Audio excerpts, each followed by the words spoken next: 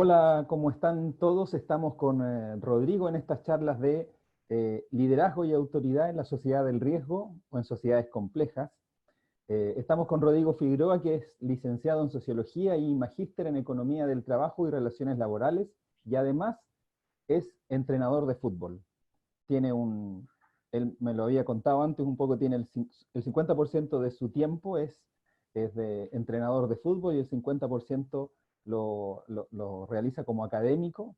Entonces, más que nada, presentarlo de esta manera, pero también un poco si nos puedes contar, Rodrigo, antes de comenzar eh, con las conversaciones o las preguntas, un poco si nos puedes contar un poco cómo esta parte que podría ser particular para algunos, cómo la vas relacionando o cómo haces para compartir este 50 y 50 y cómo las dos cosas se pueden juntar. Así que, Rodrigo, muchas gracias por la conversación, así que bienvenido a este ciclo de conversaciones. Bueno, gracias a ti, Cristian, por la invitación.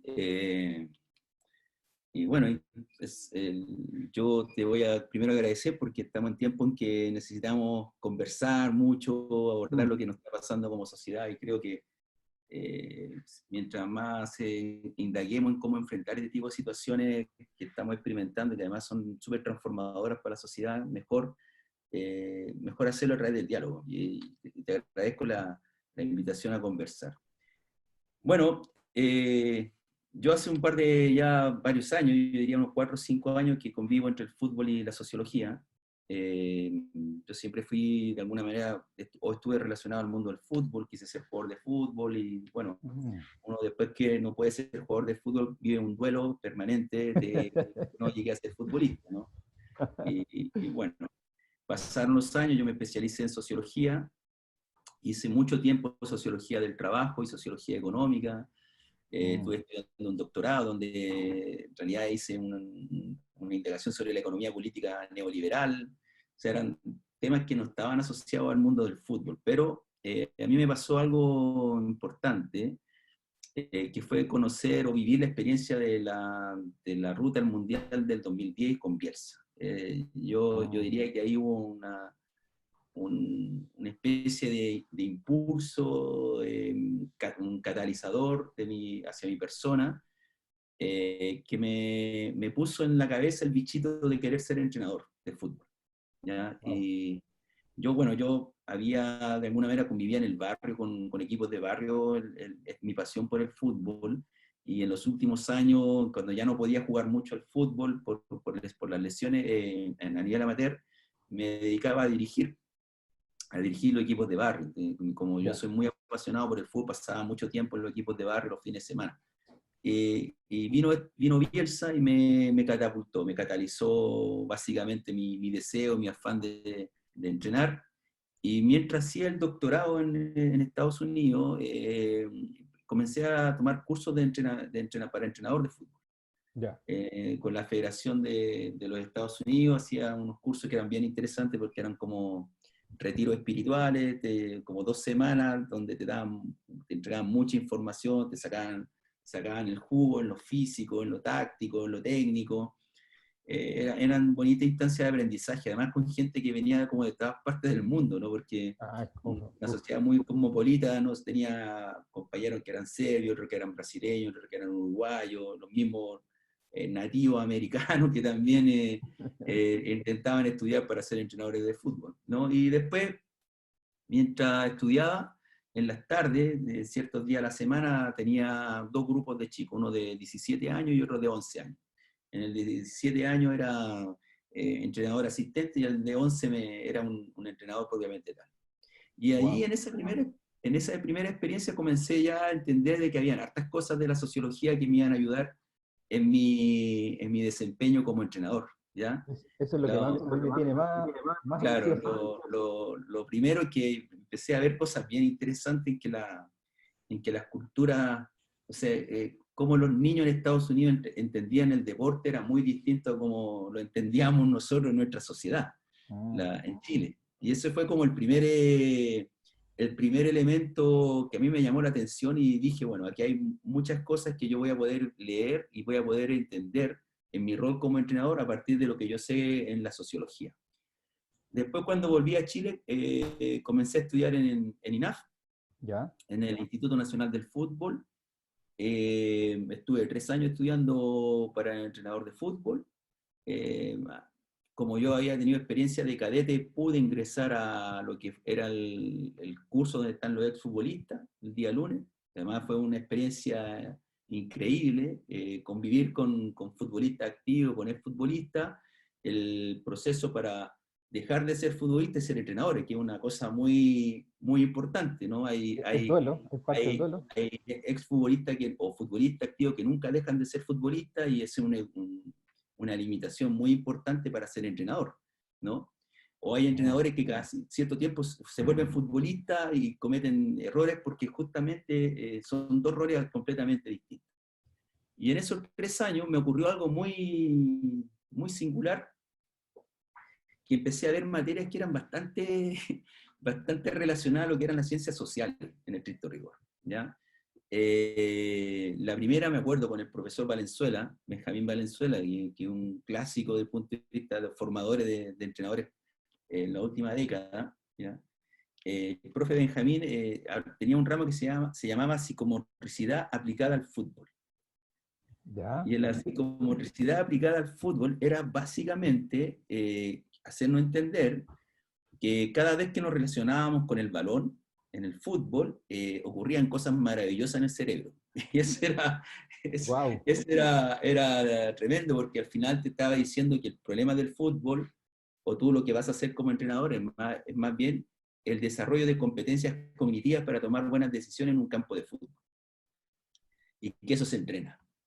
Y Wow. eso fue fantástico. O sea, tú entrenas en realidad como una persona o un niño, en este caso, se relaciona con un balón y en ese relacionamiento con el balón están pasando cosas muy importantes en el cerebro y la calidad o la condición que tienen los futbolistas y las futbolistas es que cuando se relacionan con el balón pasan cosas muy rápidas en el cerebro y son capaces de poder procesar 2 o 3 situaciones al mismo tiempo y tomar una decisión respecto a eso.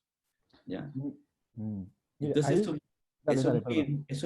eso fue mi primer impacto. Dije yo, bueno, pero esto yo lo vi con Piaget, esto yo lo vi con algunos otros autores de la psicología social, ¿Sí? yo lo vi con algunos autores del constructivismo sociológico, esto del lenguaje, ¿no? Bueno, y llegó el segundo año de mi preparación y me encontré con una literatura que dije yo, pero ¿qué está pasando acá? Yo pensé que me iba a alejar para siempre de la sociología y cada vez me voy ¿Ya? metiendo más en la sociología.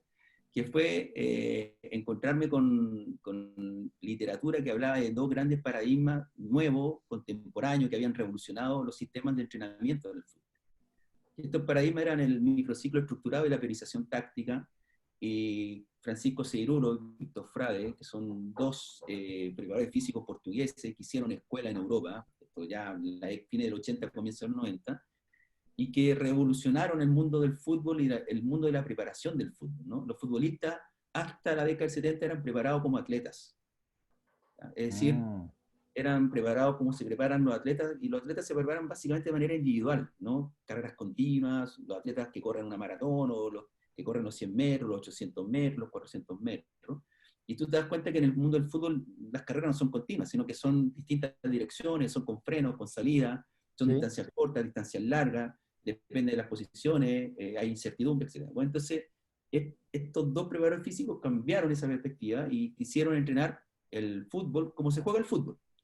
Y para eso encontraron un paradigma teórico, epistemológico en el estricto rigor, que es la teoría del sistema. Y yo, Ah, yo curiosamente, en mi desarrollo intelectual, yo había conocido tempranamente la teoría del sistema.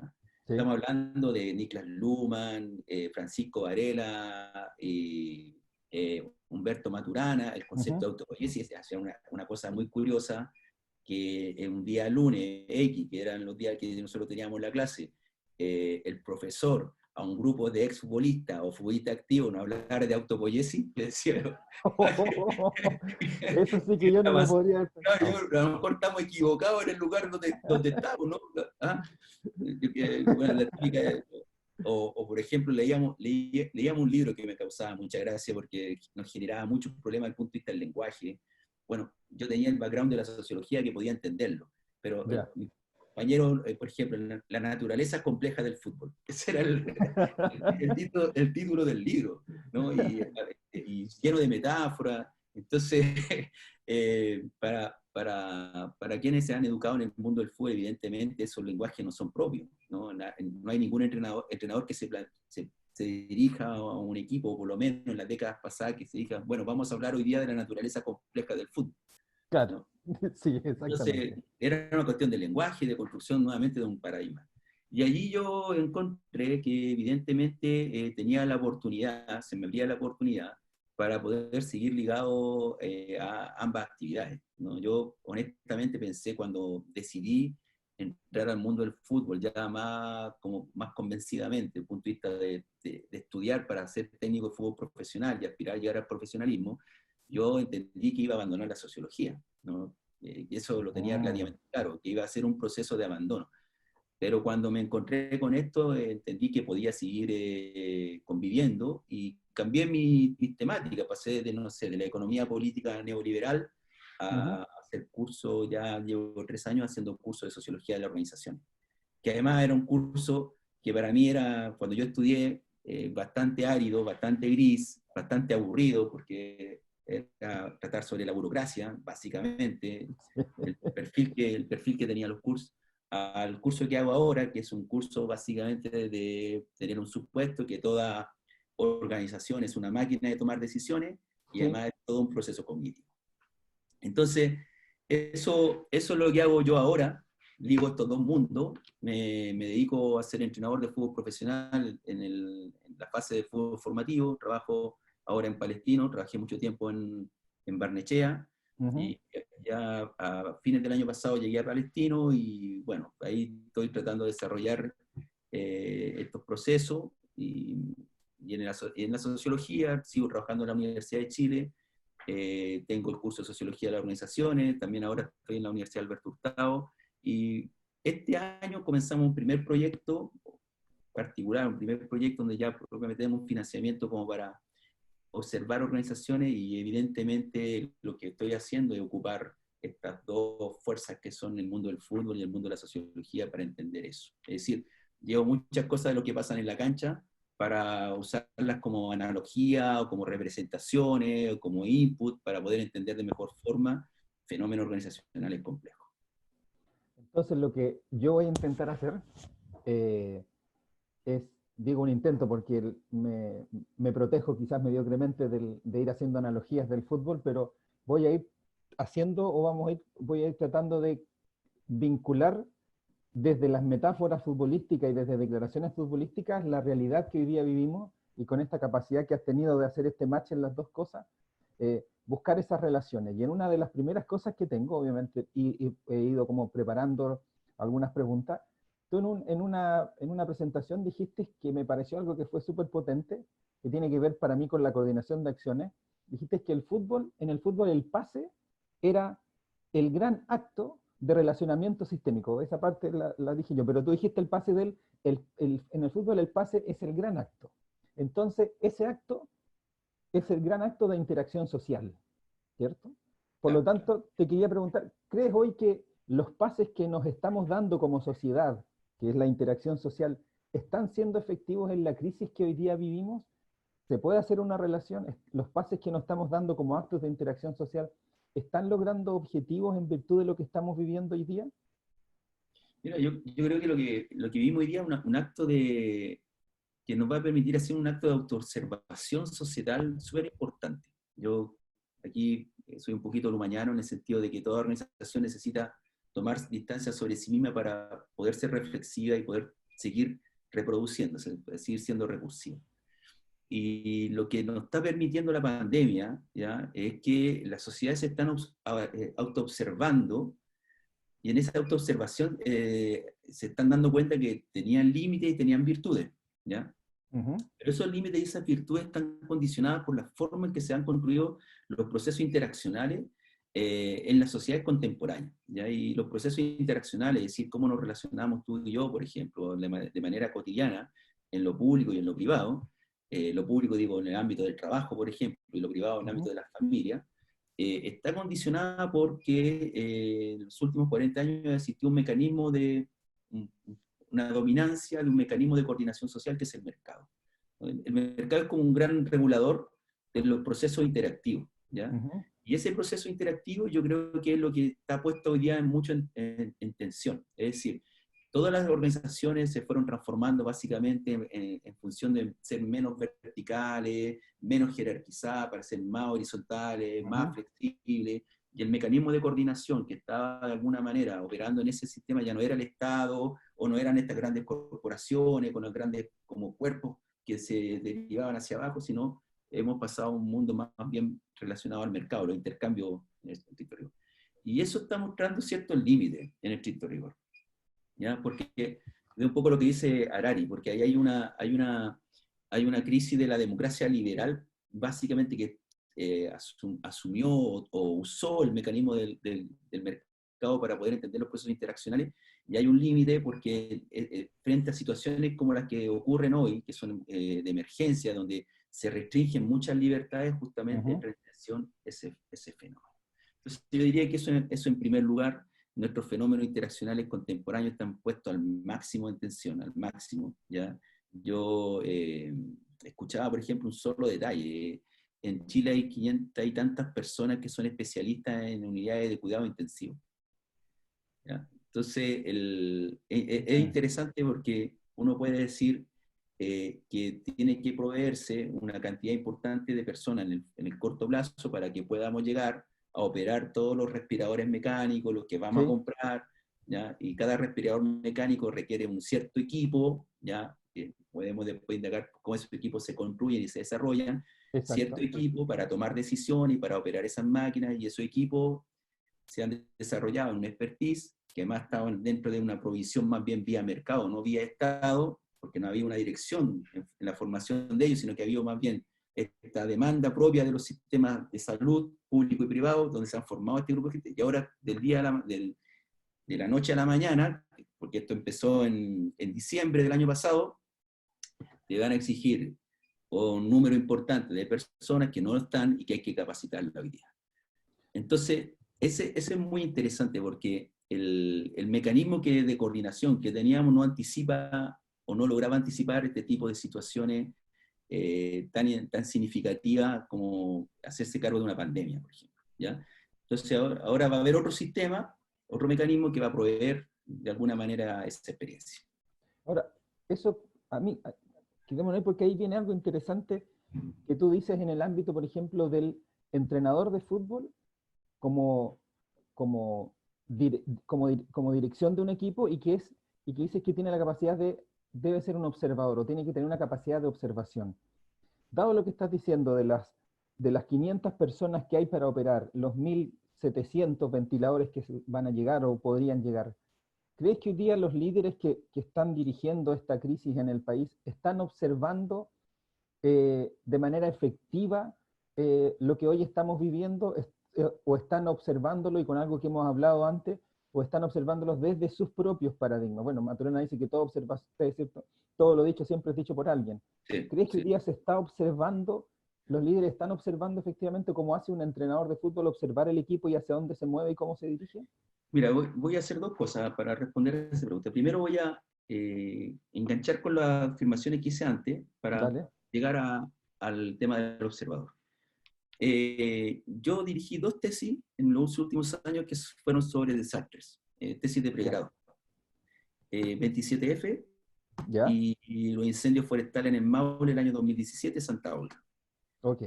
Y en las dos tesis ocurrieron hallazgos que son similares, sin que los estudiantes se conocieran, ¿Ya? sin que los estudiantes hayan tenido una relación entre ellos, porque la primera tesis se hizo el año 2016 y la segunda tesis se está terminando ahora, Ujú. ¿ya? Pero llegan a la misma conclusión.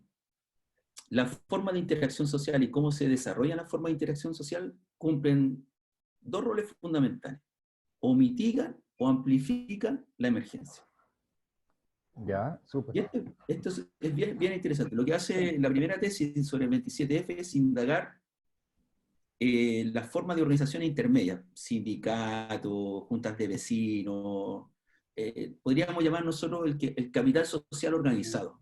Ujú. en la zona de la séptima región, zona costera, Dubao, Iloca, Constitución. Eh, el alumno llegó por una pregunta sobre los sindicatos de pescadores artesanales, pero se fue dando cuenta de que en el 27F, uno de los grandes problemas que existió y que amplifica un poco los problemas de la catástrofe, es que las organizaciones sociales estaban totalmente debilitadas. Mm. ¿Ya? Los sindicatos, por ejemplo, de pescadores artesanales estaban fragmentados, ¿no? Porque había una política del Estado, más bien subsidiaria, de transformar los sindicatos en organizaciones empresariales para administrar lo que son estas zonas costeras donde ellos tienen administración de sus recursos, Ujú. ¿ya? Y lo habían transformado en organizaciones empresariales, por lo tanto los mecanismos de interacción social eran distintos. ¿Ya? En el Ya. sindicato era el típico mecanismo de interacción social mediado más bien por una vocación política y social. Ujú. En la empresa era más bien una vocación orientada hacia lo económico, hacia los rendimientos y beneficios económicos. Y esas dos formas de operar tienen un impacto sustantivo en las relaciones sociales. Mm. Entonces, cuando ocurrió el 27F, había una erosión en el capital social. Sí, ¿Ya? absolutamente. Y ocurrió que el 27F, en los días posteriores, el Estado estuvo ausente, no llegó.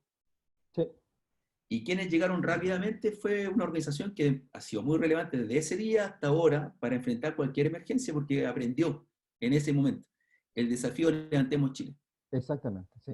Y Desafío Levantemos Chile entendió que, dado que existe en general en la sociedad una debilidad del capital social, de las formas interaccionales que no son puramente económicas, sino también son sociales, políticas o culturales, tan debilitadas, porque nos hemos concentrado mucho en lo económico, tan debilitadas, ellos saben perfectamente que cualquier tipo de emergencia o catástrofe necesitan llegar rápidamente para colaborar en la vuelta del dinamismo de la población, de la dinámica de relacional. ¿Ya?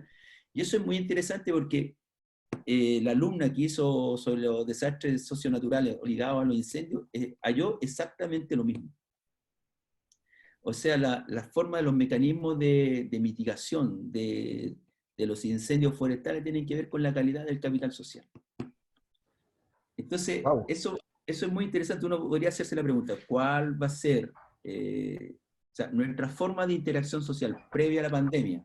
¿No? Previo en los últimos 10 años, no lo voy a colocar solamente en el corto plazo, sino en los últimos 10 años. Esa forma de interacción social que nosotros hemos desarrollado, cómo se enfrentan a la pandemia, mitigan o limitan, o sea, mitigan o amplifican sus resultados. En el caso italiano pareciera ser que lo amplificaron. En el caso Exacto. español pareciera ser que lo amplificaron. En el caso de los Estados Unidos pareciera ser que lo amplificaron. Bueno, vamos a ver, nosotros todavía estamos en desarrollo si nuestra forma de interacción social amplifican o mitigan el efecto de una emergencia como la que estamos viviendo. ¿Ya? Entonces, ahí hay una lección muy importante. El modo en que las sociedades construyen sus procesos, construyen, desarrollan, fomentan, favorecen, la forma en que se construyen los vínculos sociales, permiten mitigar o amplificar escenarios complejos. Eso es Entonces, yo súper creo que potente, sí. eso es una gran lección. Y ahora, para enganchar con la segunda pregunta, en esos procesos hay líderes políticos, económicos, sociales, culturales, que observan esos procesos. Absolutamente, sí. Entonces, la gran pregunta es si el líder está capacitado, tiene las competencias, tiene la herramienta para observar esa complejidad. Mi problema, o mi Ujú. desafío más bien intelectual, es poder indagar esas capacidades, esas competencias. Entonces, yo tengo ciertos rasgos de los liderazgos que he ido aprendiendo en ciertas investigaciones que he hecho. En los últimos años no he logrado, he estado mucho en conversación, todavía no escribo algo sobre eso, pero seguramente lo voy a escribir en el corto plazo, que es trabajar mucho con organizaciones que producen apps, estas aplicaciones tecnológicas, Ujú. ¿ya? Que son bien potentes para mí porque te permiten ligar el presente y el pasado reciente con el futuro, ¿ya? Y en esas organizaciones, que son pequeñas unidades de Ujú. 5, 6, 7 personas y otras más grandes que son estas como startups que hacen, o sea, estos catalizadores de startups, ¿ya? En esos espacios hay varios liderazgos que conviven. no hay un solo liderazgo.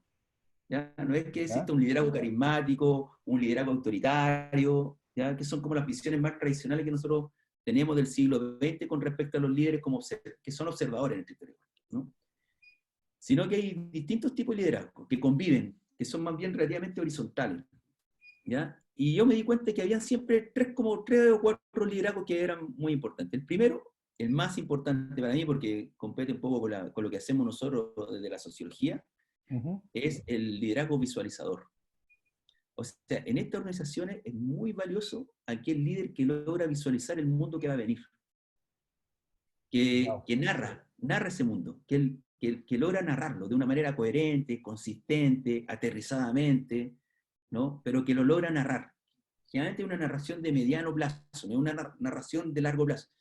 Entonces logra establecer una relación entre el impacto tecnológico y lo que va a ocurrir en la sociedad. ¿Ya? Ya. Por ejemplo, yo me estaba preguntando el otro día, ¿existirán aquellos líderes que pueden entender que en realidad lo que va a pasar con la pandemia, a partir del teletrabajo, es que van a haber personas que nunca más van a volver a su oficina?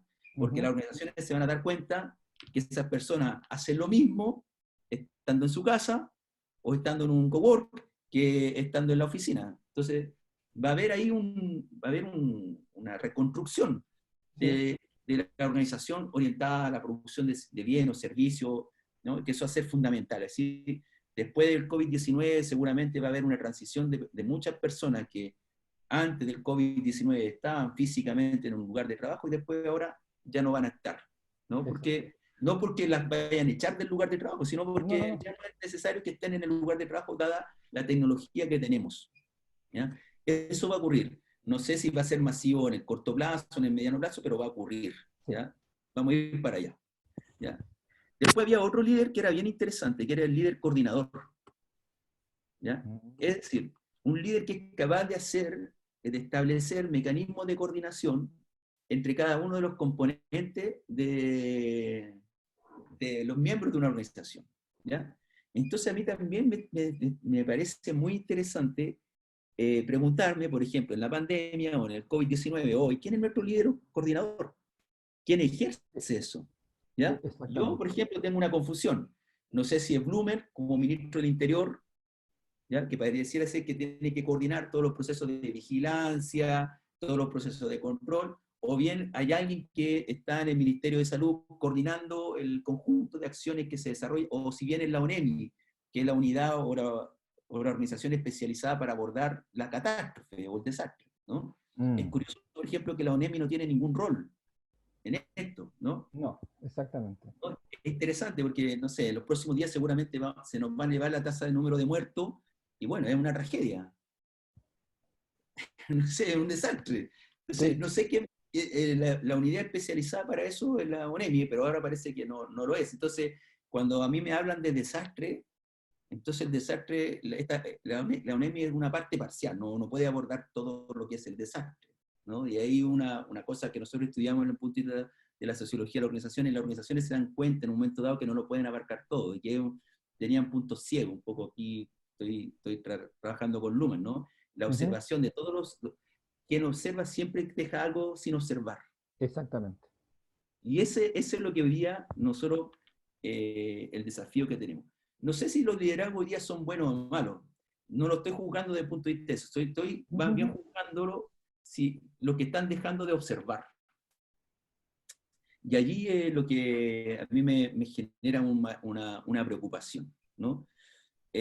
Por ejemplo, si las medidas de control que están tomando ahora, no sé si te diste cuenta, pero habíamos avanzado durante 2 o 3 semanas hacia esta lógica de cuarentena total y Sí, ahora pasamos a una lógica de cuarentena alternante, ¿no? sí. Algo vieron los expertos, algo vieron los líderes, ¿no? Que no habían visto antes, ¿no? Entonces, ese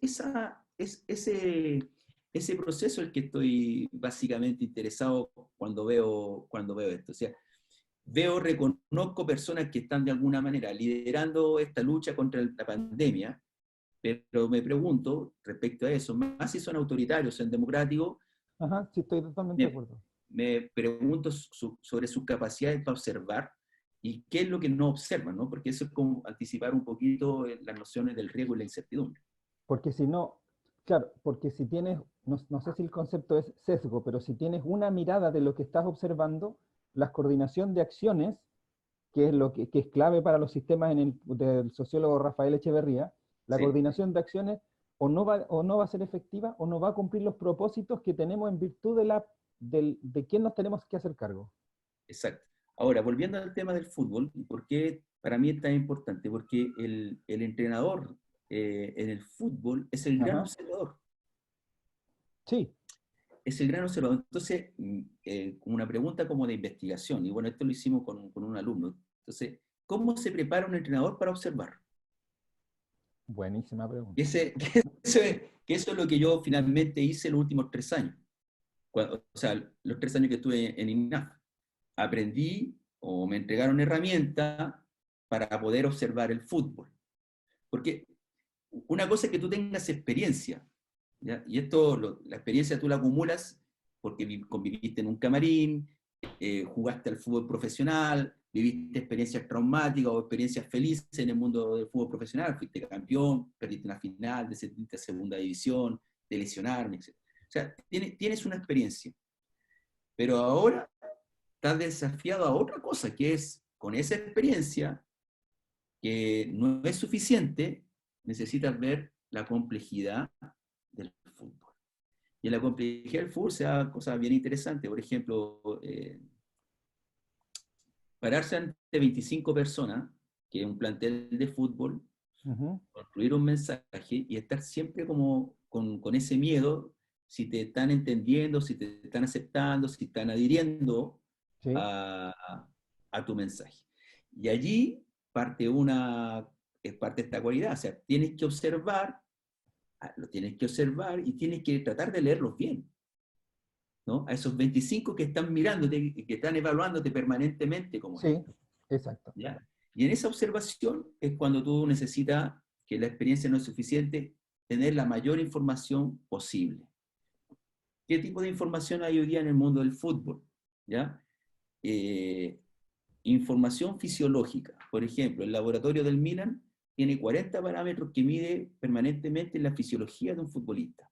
Los más básicos, la frecuencia cardíaca, el consumo de oxígeno, el tipo de fibra que tiene un futbolista, si son fibras rápidas o fibras lentas, pues, hablando de una cosa muy coloquial, el tipo Ujú. de mecánica que tiene para correr, ¿no? Sus antecedentes genéticos familiares, la cantidad de fibra que tiene en el cuerpo, la relación con la grasa, cómo se alimenta y esa alimentación cómo incide en sus patrones fisiológicos generales. O sea, ya tienes ahí una cantidad de información que tú tienes que tomar, con esa información tomar decisiones.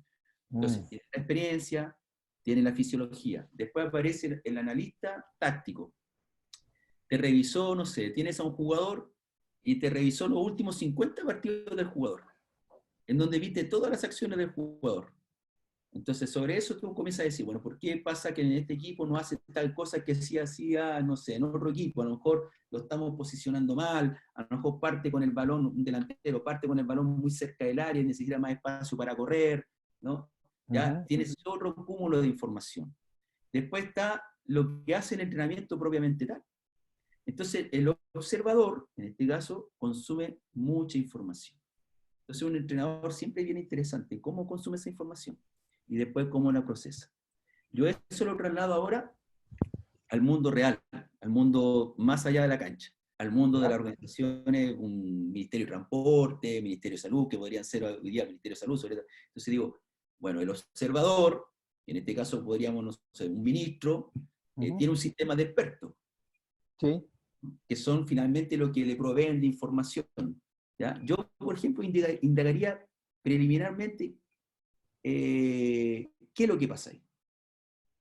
Entonces, lo que te quiero decir es que yo no, la pregunta por la observación no es necesariamente el observador por el observador, sino cómo opera la observación. Y en ese sí. operar la observación, el que observa está rodeado de un sistema de expertos o un sistema que le provee mucha información, y me interesaría a mí saber, por ejemplo, cómo se procesa esa información, cómo se canaliza esa información o cómo se toman decisiones con esa información. ¿Ya? Entonces, como la pregunta de cómo observamos lo que observamos. Exactamente. cuáles son los patrones que hay en esa observación, cuáles son las distinciones, ¿no? Un jugador, por ejemplo, lo que conversábamos antes de iniciar la charla, yo soy un observador, ¿no es cierto? Entrenador de fútbol, voy a ser un entrenador chileno, entonces voy a ver a mis futbolistas, supongamos con nuestra lógica cultural, la lógica en que procesamos toda la información. Entonces lo que voy a estar observando es básicamente si se sacrifica o si es disciplinado. Sí, que es lo que habíamos hablado antes, Si yo exactamente. soy un observador, un entrenador argentino, lo que voy a estar observando es si ese jugador se apasiona o no se apasiona. Pero entonces eso nos lleva a pensar de que siempre todo observador tiene un sesgo para observar lo que está observando. Y ahí es el otro elemento que lo engancho con la experiencia anterior. También, y es muy importante, hay un efecto societal. Porque a veces nos olvidamos de la sociedad. A Ujú. veces cuando nosotros observamos las organizaciones, nos olvidamos de la sociedad en que la organización está inserta. Y la sociedad es muy importante. ¿Ya? Por ejemplo, está, el rector de la Universidad de Chile presenta a la mesa social, donde ha estado muy activo, toda una panorámica de la salud mental, ¿Ya? ¿cierto? Pero también yo podría decir que quizá la próxima semana el rector va a presentar algo de lo cual no se ha hablado, ¿no? Que todas nuestras decisiones organizacionales, el Ministerio de Salud, las organizaciones privadas, las clínicas privadas, el CEFAM, el hospital público, todas esas organizaciones están insertas en un tipo de sociedad. Entonces uno podría quizá decir cómo Mm. esas capacidades de observación son determinadas también por ciertos sesgos socioculturales, que podríamos tomarlo con un poco más, una lógica más weberiana o más sistémica, tipo Luhmann, o son Ujú. condicionadas por estructura, ¿ya? Están los mecanismos de coordinación, por ejemplo, que van a definir las características de la toma de decisiones de esos observadores, que también es importante, ¿ya? Por ejemplo, en el caso de yo lo que hago, en un club que tiene una cierta identidad, evidentemente mis observaciones y mis decisiones no tienen solamente que ver con lo que yo consumo como fuente de información sobre mis jugadores, sino también que de alguna manera mi decisión a partir de ese consumo de información está asociada a una cierta identidad, a una cierta lógica de cómo jugar, por ejemplo. Espérate, es que ahí tengo algo que a mí, cuando estaba preparando la conversación, apareció algo que tú dijiste en un video que te entrevistaron, tú dijiste, yo soy un observador del fútbol desde tres tipos de hinchada. La hinchada del 62, lo voy a leer así porque Claro, buscando ser claro, literal, la claro. hinchada del Mundial del 62 que era esperanza en un sentido, que tenía una esperanza en un sentido de sociedad. Después dijiste, yo también viví la hinchada del 80 con la Copa América, con una hinchada de una desaveniencia a la dictadura y con una esperanza respecto al futuro. Y hoy día vivo la Copa América actual, o la hinchada de la Copa América actual, pensando que vives tres tipos de hinchada, en contradicciones de una sociedad de segregación y desigualdad. Me encontró el concepto que dijiste, hoy día estamos viendo el hincha de los $15.000 per cápita, Claro. con una imagen de éxito en el espectáculo. Todo lo que has planteado, ¿cómo se relaciona eso? ¿O crees que hoy día en qué tipo de hinchada estamos viviendo para el propio observador que está observando, para vivir una transformación que es la que todos estamos logrando entender que va a suceder? ¿En qué hinchada estamos hoy día? Mira, aquí voy a volver, muy buena recordar esa afirmación. Y lo que yo pensé siempre con respecto, a ver, el CDF nos planteó en un momento, incluso una relación, que hiciéramos una especie de historia social del fútbol, Ya, ¿ya? Y que la transformáramos incluso en capítulo de una serie televisiva. claro, ya. Y lo que hicimos básicamente fue dividir esa historia social del fútbol en décadas. Y las décadas coincidían con cosas muy importantes que habían pasado en el fútbol. La década del 60 era una década muy interesante porque es una década muy distinta a la década del 70. Es una década donde conviven en esa década Ujú. tres relatos de transformación de la sociedad. Jorge Alessandri, que es presidente del año 58, que es un relato más bien de la centro-derecha, pero muy tecnocrático, muy de Ujú. industrialización, pero basado en la capacidad de las corporaciones. El relato de la democracia cristiana, que es un relato de centro, que está muy basado en dos procesos fundamentales, la reforma agraria y la irrupción de la clase media. Ujú. Y el relato de la centroizquierda, que está basada básicamente en la radicalización de lo que es la tendencia que había planteado la democracia cristiana y en un mayor rol del Estado, ¿ya? En el desarrollo de la sociedad. Esos tres proyectos conviven en la década del 60, pero tienen algo en común. Son todos proyectos, bueno, que tú lo vas a reconocer, son proyectos en este mote de modernización, son proyectos modernizadores. Sí. Es el proyecto que intentan transformar el conjunto de la sociedad chilena, que deje de lado, y que deje ya definitivamente su raíz rural del siglo XIX y pasa a tener una raíz urbana e industrial. Y en eso el rol del Estado para los tres proyectos es muy importante.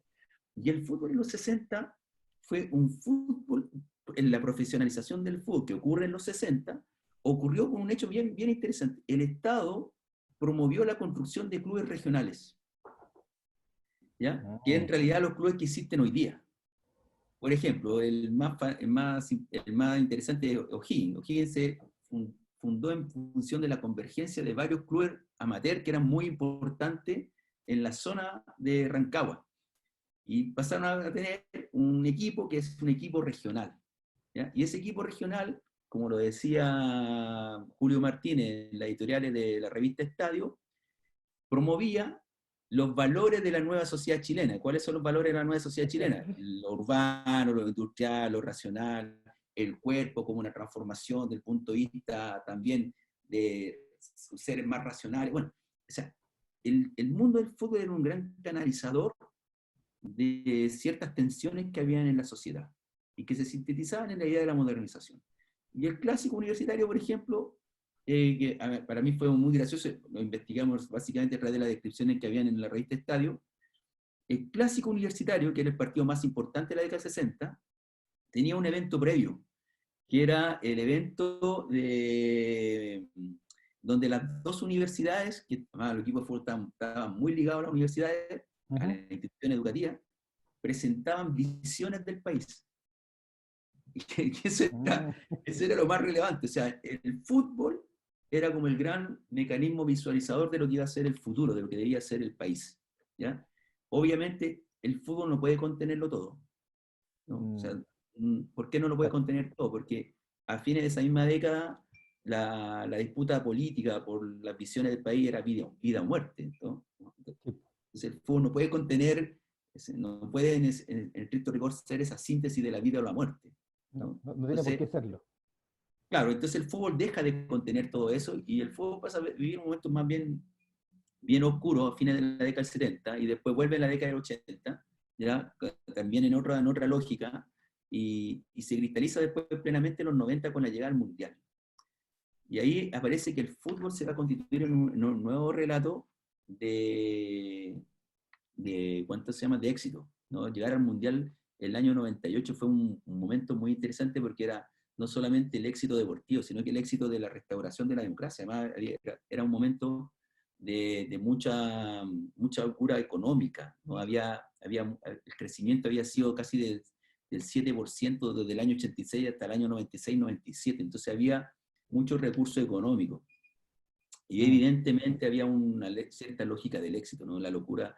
O sea, hay algunas tesis que pueden indagar, por ejemplo, sobre la locura del viaje que era ir a Francia, ¿no? Sí, pues a Francia 98. Claro. Entonces, pero ese viaje lo vivieron solamente una pequeña parte de la población. Ahora compara ese viaje con lo que fue el viaje a Brasil, donde viajaron todos. Sí, todos viajaron. O casi todos. Sí. Casi todos, y teníamos la marea roja, ya no era un pequeño grupo en el estadio de Bordeaux para ver el partido inaugural de la selección frente a Italia, sino que ya era un codo total del estadio Maracaná para ver a Chile versus Brasil. Entonces, ese proceso significa que nosotros estamos en un escenario donde la sociedad es totalmente distinta. Y a propósito de tu pregunta, la hinchada de ahora es una hinchada, pues lo voy a colocar en los términos de la pandemia, es una hinchada cosmopolita. O sea, el aeropuerto de Santiago tenía 1 millón de viajes el año 2000 y tiene hoy día 17 a 20 millones de viajes anuales. Pero la hinchada de hoy día vive una, porque lo que a Entonces, mí me pareció interesante era, perdón, que era que las hinchadas siempre las presentaban en condición de esperanza hacia un futuro. El claro, 62, la vuelta a la sí, exactamente. democracia, pero hoy Exactamente. día tenemos alguna suerte, no estoy hablando desde el punto de vista catastrófico, Claro. tenemos una suerte de democracia o más bien la hinchada que hoy día vivimos en una hinchada de la incertidumbre y en una sociedad del riesgo o en una hinchada del riesgo, diría Beck. Yo diría que si viven eso, no estamos dando cuenta de eso. ¿Por qué razón? Ya, Porque esta hinchada, por coloquémoslo así, sí, sí, o para sea, seguir el mismo discurso. en estricto rigor somos víctimas de la globalización. Mm, claro, De alguna manera, esta es la consecuencia de una sociedad que participa en la globalización. O sea, que pasa de 1 millón de viajes a 17 millones de viajes, y una parte de esos viajes, de ese incremento, son viajes de turismo, son viajes cosmopolitas que hacen la clase media, y no la clase media más acomodada, el conjunto de la clase media. Ya que sí, además es el grupo social más grande de la sociedad chilena y el más todos somos, heterogéneo. todos somos clase media. Exactamente. Entonces, ese grupo, de la noche a la mañana, desde diciembre hasta acá, vive una cosa muy singular, es decir, porque yo viajo al extranjero, estoy amenazado en el estricto rigor. Ya, sí, exactamente. ¿Sí? Sí. Entonces, es muy curioso, por ejemplo, ver los relatos de los chilenos que quedaron en los cruceros. Mm, De hecho, hay un grupo de chilenos que todavía está en un crucero navegando en el mundo, entonces que vive eso, bueno, porque evidentemente hay muchas familias chilenas que durante el verano usaron los cruceros. Entonces, la pregunta es, bueno, la mentalidad de esos chilenos, ¿ya? Para enfrentar la pandemia. Entonces, a mí me parece cosas que son bien interesantes. Por ejemplo, ¿por qué los chilenos tienen que salir a sus casas de segunda vivienda esta semana? ¿No? Como, ¿no? ¿Por qué no logran entender que hay que estar en su casa, que hay que evitar la movilidad, que no es un problema de ellos, sino que es un problema que si evitan la movilidad logramos mitigar el conjunto de... Entonces yo me empiezo a preguntar que a lo mejor no es que ellos no quieran, sino que entienden de que las formas de vida hoy día suponen que tú tienes el derecho de ir a tu segunda vivienda. claro, es parte de lo Es que la parte de tu propia, cotidianidad, exacto, pero es parte de la cotidianidad. una experiencia como esta te está diciendo, no lo puedes hacer. Entonces ahí chocan las mentalidades. Yo creo que quizás nuestro gran problema hoy día es que tenemos una forma de vivir, ¿ya? Que no permite, de alguna manera, enfrentar lo que tenemos que enfrentar de la mejor forma posible. Porque esa forma de vivir tiene que ver con esto, o sea, consumir, ir al mall, ir a la segunda vivienda cada 15 o 20 días, cuando hay un feriado largo, eh, tener esta apreciación de viajar por el mundo, eh, o sea, son una serie de elementos que no estaban presentes hace 10 años atrás, hace 15 años atrás, hace 20 años atrás, ¿no? Y en ese Ujú. contexto, bueno, yo me preguntaría, para responder un poco tu pregunta, ¿cuál es la esperanza de eso? Bueno, no lo tengo tan claro, ¿no? Además, esa misma población vivía del 18 de octubre un reclamo generalizado sobre el abuso, ¿no? Porque Sí, los, exactamente. los que reclamaban no eran solamente los sectores más vulnerables de la población, ¿no? No, no, no, no, no, no. Sino que era una cosa transversal de la clase media también, que participaba activamente, Ñuñoa, ¿no? Y era un reclamo sobre el abuso, ¿no? Y ellos rápidamente pasaron a darse cuenta que sus formas de vida que habían construido no sirven tanto para mitigar la pandemia, porque hay que estar encerrado, hay que evitar el contacto social, hay que evitar salir, hay que evitar ir al mall, hay que evitar ir a los conciertos, hay que evitar salir con los amigos los sábados, los viernes por la noche, hay que evitar viajar, ya no podía ir a tu segunda vivienda, que además había sido tu gran conquista social Sí, po, durante los últimos 10 años, que me compré mi departamento y ahora también tengo mi vivienda en la playa, ¿no? exacto. Sí, no, ya no podía hacer nada de eso, ¿no? Ahora, a partir de eso, de aquí vamos a entrar en algo que a mí me apasiona como liderazgo y también hablamos que tú lo has analizado y también parece que es parte de lo que tú refieres en el ámbito de entrenadores, que es a Marcelo Bielsa. Y ahí viene una reflexión que él hace, él no ha escrito ningún libro, pero varios han escrito libros de él, y hace una mención y que dice lo siguiente, Bielsa plantea lo siguiente: en cualquier tarea se puede ganar o perder. Lo importante es el tránsito, la dignidad con que recorrí el camino en la búsqueda del objetivo. Lo otro es cuento para vendernos una realidad que no es tal, como quizás la casa de la segunda vivienda. Entonces, ¿crees que el estallido social, que tú también lo indicas, y la crisis sanitaria que hoy vivimos, nos hace sentido en fijarnos en el proceso y dignidad más que conllevar o seguir siendo los hinchas de los $15.000 per cápita? Un poco, ya lo habías un poco planteado, pero confirmación del desarrollo más de que el fin último consumista, por decirlo así. Bueno, yo ahí me ligo directamente al pensamiento de Bielsa, entonces digo, bueno, el interés del entrenador o el interés de un proceso deportivo no está arraigado tanto en el resultado, sino más bien en el proceso, en cómo llegaste, ¿ya? De hecho, a propósito, anoté una frase de Bielsa, deja buscarla acá, que la tenía acá, porque cuando me mandaste las preguntas, yo me acordé de una vieja frase de Bielsa y que la hice en una conferencia de prensa cuando estaba en el Athletic de Bilbao. A ver. Y dice, no se evalúa lo conseguido, o sea, él, no como entrenador, dice, no se evalúa lo conseguido, sino lo merecido. Entonces está básicamente evaluando el proceso de llegar a algo, el merecer algo. Sí. ¿Ya? Y el merecer algo está en función del proceso, en estricto rigor, y eso es un poco liga con lo que estabas planteando en la frase de Bielsa, que yo ciertamente adhiero, ¿no? ¿Y qué es lo que hace el proceso? Y esto es fundamental en el tema de un equipo de fútbol. El proceso forma un carácter. El carácter del equipo frente a los desafíos, el carácter frente a la necesidad de ganar, o más que de ganar, de competir. ¿Cómo yo enfrento la competencia? ¿No? La enfrento con un carácter que puedo asumir, no sé, las responsabilidades de buena forma, puedo asumir la derrota también de buena forma, puedo enfrentar las dificultades, enfrentarme quizá a un equipo con mayor desarrollo físico, con un cierto carácter y no caer en el desorden, no caer en la agresión contra el equipo rival y estar siempre focalizado en las tareas, en los procesos que uno tiene que de alguna manera hacer para lograr de alguna manera aspirar al triunfo. Entonces, los equipos de fútbol se forman en función del carácter. Y yo diría que las sociedades también. Sí, está pensando. Las sociedades tienen y las organizaciones tienen ciertos caracteres. ¿Ya? Y los caracteres le permiten enfrentar de buena forma o de mala forma situaciones de incertidumbre, situaciones de riesgo. Eso es súper potente para mí lo que estás diciendo. La pregunta que tenemos que hacernos ahora es si el carácter, no es un tema de la personalidad individual, sino que el carácter de la sociedad chilena, hoy actual, forjada en los últimos 40 años, puede enfrentar de buena forma el escenario que estamos viviendo. Qué poderosa pregunta, sin ser salamero, pero la verdad que es una súper potente pregunta. Eso es. Entonces, ¿por qué me gustan los equipos de Bielsa? Porque los equipos de Bielsa, cada vez que uno lo ve, tienen un carácter. No tienen miedo a perder y están luchando siempre contra el miedo a ganar, que es el miedo más potente. Lo dijo una vez Fernando González.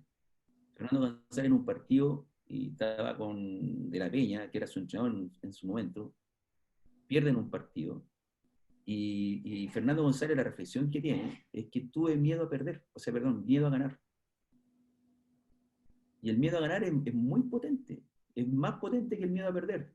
Y el miedo a perder uno lo puede sobrellevar, puede arriesgar, puede ir a luchar contra un equipo que quizá es superior en el papel, pero tú lo puedes enfrentar. Y en vez de estar defendiéndote en tu área, lo puedes ir a presionar al área contraria. O sea, yo veo fútbol de selección desde el año 81. En mi primer partido, el partido que Chile empata con Argentina en Malvinas, en el Estadio Malvinas en Mendoza, 2-2. Hay una chilena de Sandrino Castell. Ese es mi primer partido de la selección. Yo vi partido de la selección chilena hasta el año 2007 y siempre cuando salíamos a jugar afuera o jugábamos contra equipos grandes que eran en teoría superiores a nosotros jugábamos a defendernos. Y no nos defendíamos en el campo de ellos, sino en el campo nuestro. Hasta que nos hacían un gol. Y el relator deportivo lo que decía, bueno, era ya no podíamos soportar tanta la presión del equipo rival, tenía que caer el gol. Después que nos hacían el gol del equipo rival, ya no sabíamos cómo atacar, porque no lo habíamos entrenado nunca, ¿no? Cómo atacar. Cuando pasó lo del 2007, lo que primero que vi es que el equipo de Bielsa no jugaban a eso. Y era un choque para mí visual y cognitivo. O sea, no lo Ujú. entiendo. ¿Qué es lo que quiere hacer? ¿Quiere ir a atacar a Brasil? ¿Quiere atacar a Argentina? No sé, quiere atacar a Colombia o los dos primeros, que son los dos primeros partidos, que uno es contra Suecia y el otro no me acuerdo del equipo, contra Austria. Además que teníamos todo un trauma porque Austria no había ganado en el primer partido en el Mundial del Del 82 del y después 82, sí. le íbamos a ganar y en el último minuto nos empataron en el 98.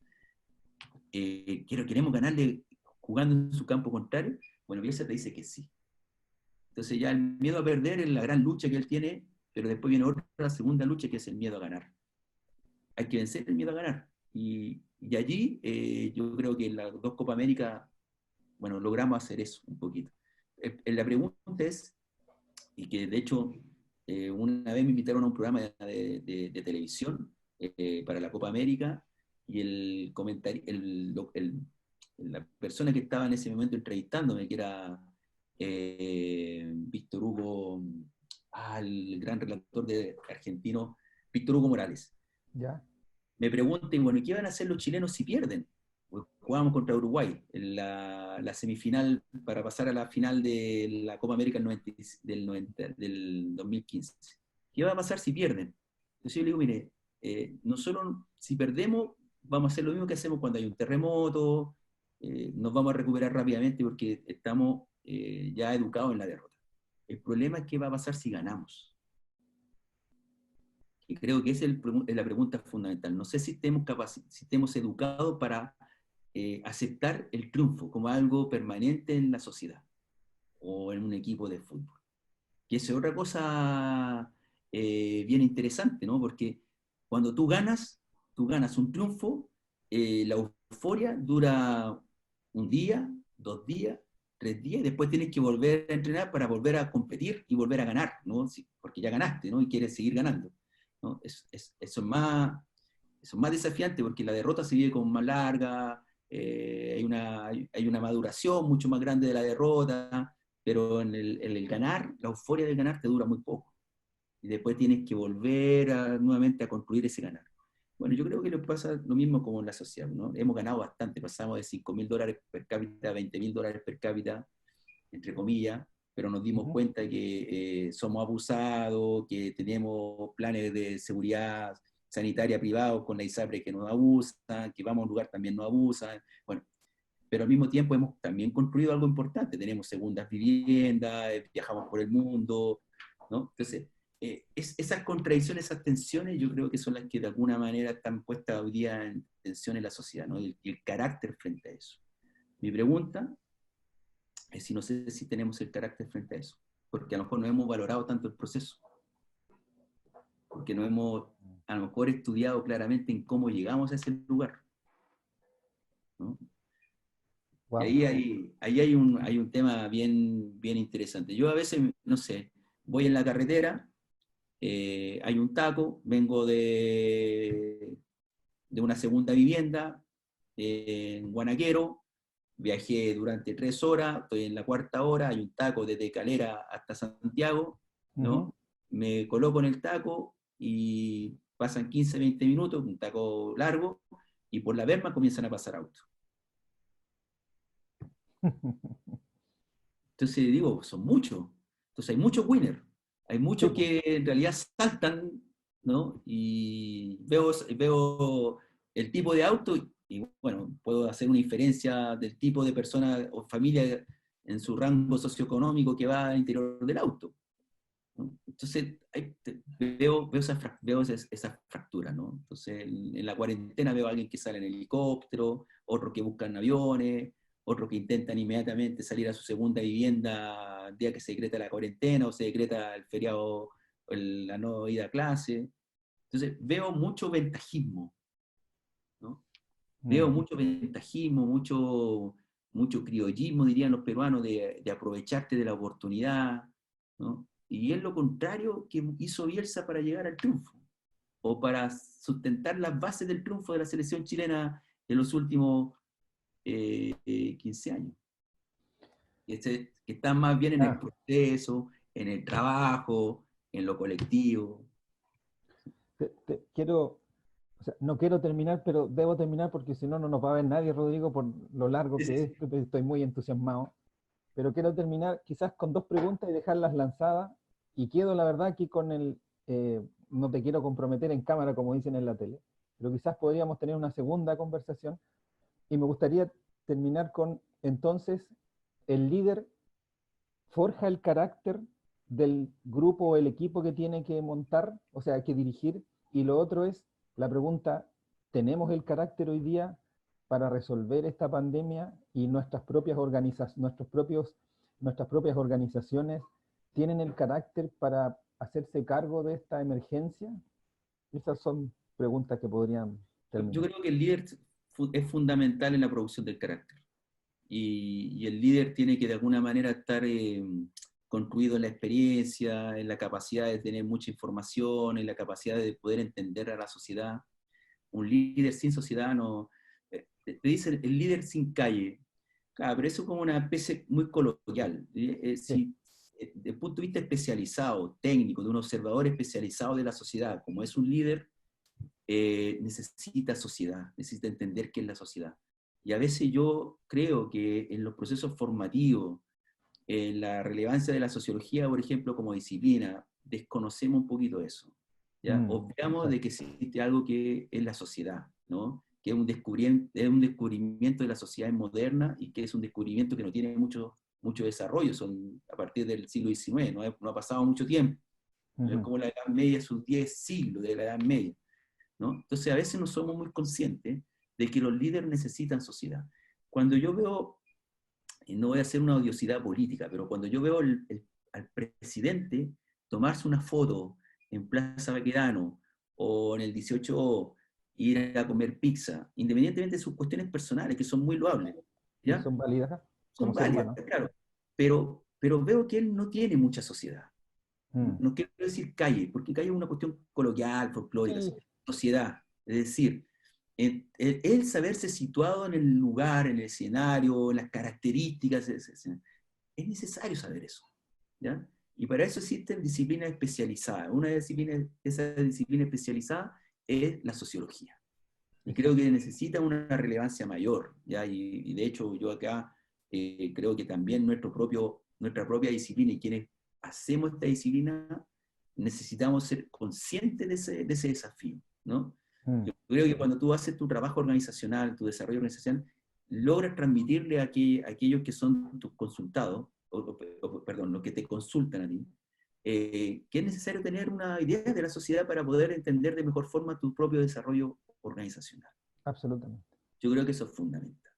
Líder sin sociedad es un líder siempre un poco ciego para observar. ¿Ya? Y Exacto. creo que eso es lo que nos ha pasado los últimos años. Los líderes políticos son muy ciegos porque tienen poca sociedad, no es que no tengan calle, tienen poca sociedad. ¿Ya? Exacto. Si nuestro carácter es malo o bueno, para lo que yo creo que soy más pesimista que nuestro carácter, que está basado mucho en el individualismo, mucho en la preocupación por sí mismo, ni siquiera por la familia, sino por sí mismo, ¿ya? Que es una estética donde hay una retórica sobre lo colectivo más que una cosa real, ¿ya? Sí, In- exacto. inhibe una capacidad para mitigar lo que nos está pasando. Lo que nos está pasando necesita mucha solidaridad, mucho compromiso cívico, mucho compromiso frente a aceptar situaciones que van a ser dramáticas como la muerte, ¿no? Necesitamos un carácter frente a eso, ¿no? Y creo que a lo mejor nuestra sociedad no ha vivido un hecho traumático tan significativo como este en los últimos tiempos para decir, bueno vamos a haber enfrentado a situaciones de muerte, de muertes masivas, ¿no? Como la están viviendo en Italia, como la están viviendo en España, y creo que ahí hay un desafío, ¿no? Yo creo que el 18 hoy y todo lo que fue el estallido también nos mostró que como sociedad teníamos, adolecíamos de un carácter para enfrentar un escenario como ese, ¿no? Donde todas nuestras instituciones se pusieron en cuestión, donde nuestra relación con la autoridad se puso en cuestión, se puso en crisis, se puso en tensión. Yo creo que hemos adolecido de formar ese carácter y creo que, bueno, quizá la pandemia nos dé la oportunidad para hacernos conscientes un poco de eso y transformarnos en una sociedad mucho más fuerte para vivir escenarios como este y escenarios de normalidad, ¿no? Donde situaciones que aparecen hoy día, como el ventajismo, esta especie de viveza criolla, de entender al otro como un potencial competidor, ¿no? Que al final nos damos cuenta que son situaciones, son condiciones que nos generan una buena forma de enfrentar situaciones complejas o de incertidumbre como las que vivimos. Rodrigo, muchas gracias por tu tiempo. De verdad que ha sido muy interesante. Me deja con una tarea, yo te lo dije delante y ahora te lo digo en pantalla, como dicen, voy a estudiar más el fútbol porque creo que el fútbol entrega muchas herramientas para ver cómo relacionar lo organizacional, el tema del liderazgo. Yo había estado solo en el ámbito del liderazgo con entrenadores, pero no todo lo que tiene que ver con sistemas de juego y cómo eso se van relacionando con la sociología. Y te agradezco la mirada que has tenido y así que eso, muchas gracias de verdad. Esto lo editamos y lo subimos a las redes sociales para compartir eh, conocimiento y experiencia, y así que te agradezco mucho de verdad y espero que nos volvamos a encontrar en alguna otra oportunidad. Muchas gracias de verdad por tu tiempo. No sé si quieres decir algo al No, final. yo quiero, bueno, quedo a tu disposición, Cristian. Me pareció que una conversación muy amena, muy de poder explorar experiencias y situaciones. Yo quedo a tu disposición si quieres que tengamos otra conversación. También creo que no es solamente estudiar el fútbol, sino que estudiar todo tipo de deporte y sobre todo los deportes colectivos, ¿ya? Mm. Los deportes colectivos que tienen oposición, como el handball, el básquetbol, el rugby, el fútbol americano.